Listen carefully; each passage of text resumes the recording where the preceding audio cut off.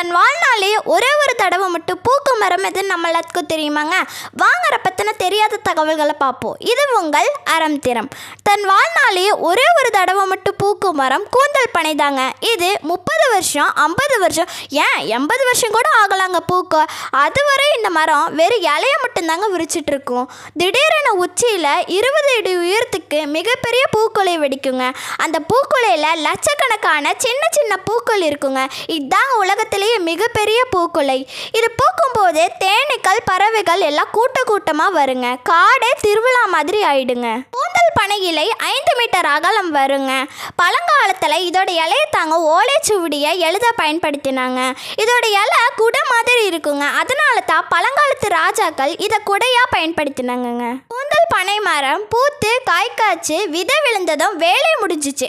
அப்புறம் அந்த மரம் மெதுவாக சாய்ந்து காய்ந்து போயிடுங்க.